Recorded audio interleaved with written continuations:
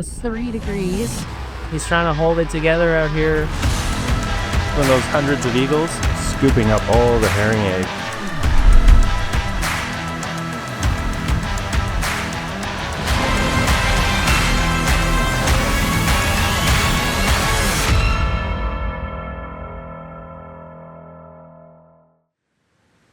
We are here on the westernmost edge of the Canadian coastline to capture a unique but elusive phenomenon, the Pacific herring spawn.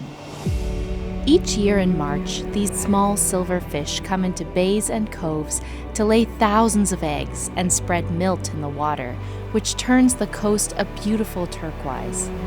While this fish may seem unremarkable to some, herring and their roe are the first springtime source of protein for many predators. Herring are the foundation of the coastal food web, but they are at risk due to overfishing. The loss of herring not only threatens the entire ecosystem, but also the economy and culture of coastal communities, especially many First Nations, which have been sustainably harvesting herring for millennia. Here, on the west coast of Vancouver Island, the herring roe kill fishery has been closed for several years, and slowly, more herring are returning. We are here to document the web of life that relies on the herring spawn each spring, and this year, we have a really special tool to do so. Unfortunately, the weather, the waves, and the Wi-Fi connection all seem to be conspiring against us. But we are not the kind of people that give up that easily.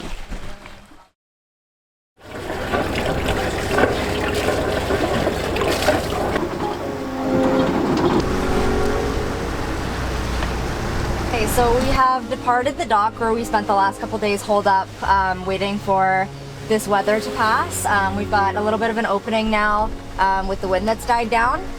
We are still in for quite a rocky, rolly ride as we make our way up the west coast of Vancouver Island here.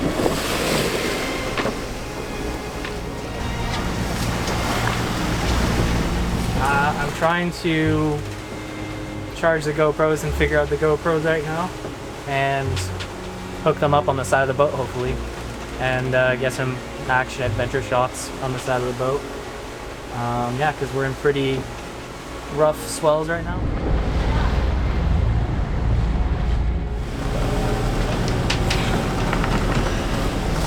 I threw up so many times that I decided to lie down. It's the best place to be. Ian has mounted a high-performance SHOTOVER system onto the bow of the boat. This powerful gyro-stabilized rig is typically mounted on the belly of a helicopter and is designed to smooth out even the shakiest footage. In a truly groundbreaking move, inside of this housing, Ian has stuck a super slow-motion camera capable of shooting 800 frames per second and paired it with a super telephoto 1440mm lens. That's equivalent to over 20 times the magnification power of a pair of binoculars. This unique setup will allow us to film beautiful, close-up, smooth footage of wildlife without being close enough to disturb them. That is, if we can get it to work.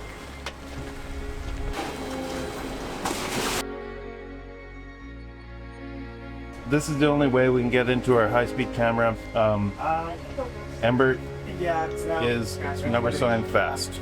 I went online and it says, well, you have to plug in this thing. So we're going to plug this in and see if it works. It's around like 7 different combinations of whatever the password is supposed to be. Earlier today, working fine, not a problem. Now, suddenly the password is incorrect for the internal Wi-Fi to connect the camera to the controls so that we can record and stop. Oh, there it is.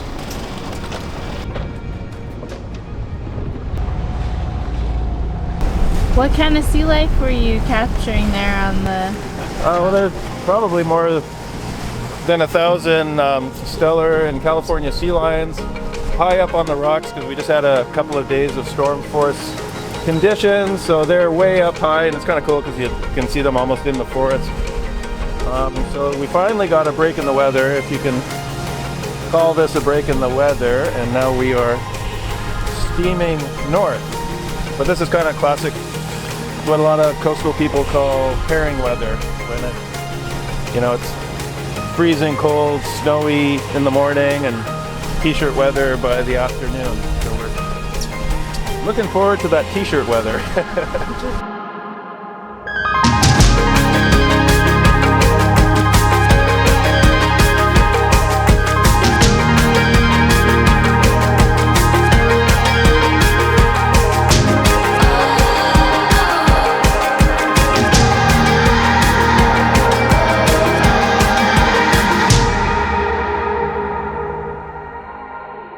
Yeah, so coming into some calmer waters, which I think most of the crew is happy for. About 50% of us had a pretty bad case of the VOMs coming around the corner there from open ocean.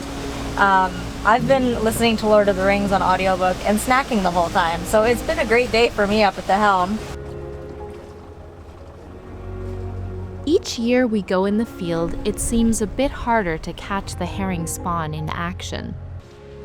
A concerning ecological trend is unfolding in the once thriving Pacific herring populations across British Columbia.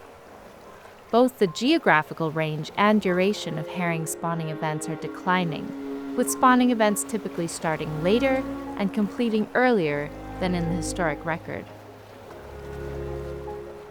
Many coves and inlets along the coast of BC that used to consistently see local herring spawn year after year have been silent for decades.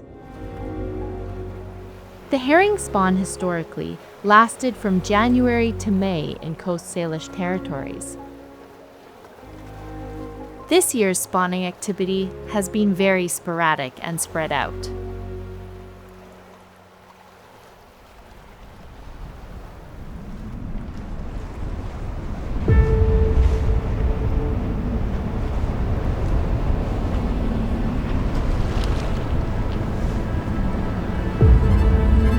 So we're just getting around this this big cape, and then we'll be fully into the big sort of southeast surf that's happening right now. But it's actually a great opportunity for us to kind of get in as close as we safely can to film the big, huge breakers and surf. And it's always such a nice perspective looking from the ocean into the forest with the surf, because mostly you see the opposite direction. So we're going to try to do that today, and with some luck there might be some whales or dolphins or porpoises or sea otters in the surf. That is our mission.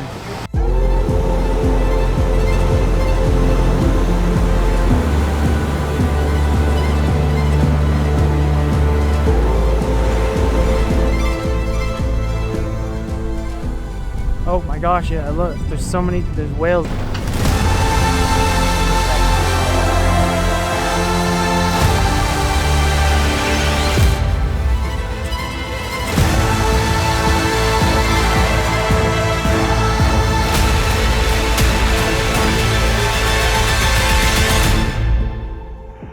Gray whales time their coastal migration route to spawning season, arriving on the west coast of Vancouver Island just after the herring spawn takes place. The gray whale Pacific Coast feeding group is currently listed as endangered, and a healthy herring population is crucial to ensuring their long-term survival. Well, we were having troubles connecting to the camera with the Wi-Fi, so we ended up just going for a hard start. We ripped the back off and just pressed the button, and that enabled us to film some amazing footage, or Ian to film some amazing footage of eagles. And while we were looking at the eagles, suddenly we started hearing these, and there were all these gray whales that were coming in.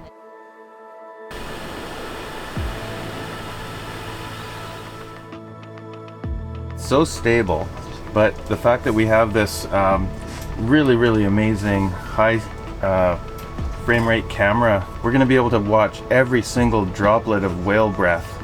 It's just, oh, it's so beautiful.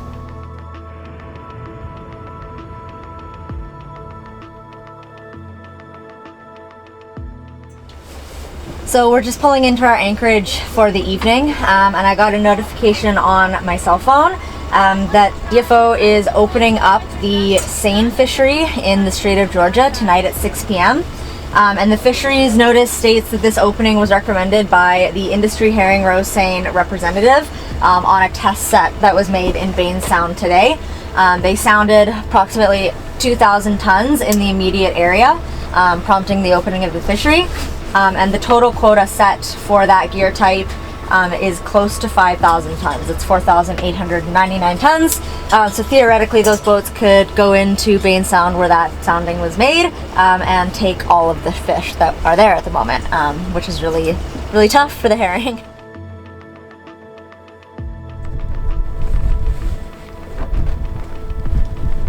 Looking for bears. Keen to see if any little bears are coming down to the shore to feast on the eggs. Herring eggs can be a substantial food source for coastal black bears, making up over half of their springtime diet in some cases.